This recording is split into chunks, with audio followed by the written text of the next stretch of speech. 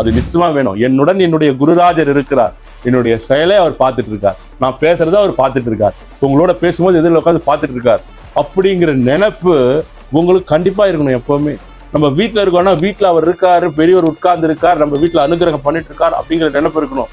இந்த மாதிரி நினைவுகளோட நாம் இருக்கும் பொழுது நாம் செய்யக்கூடிய செயல்கள் எல்லாம் நிச்சயமாக முழுமை பெறும்.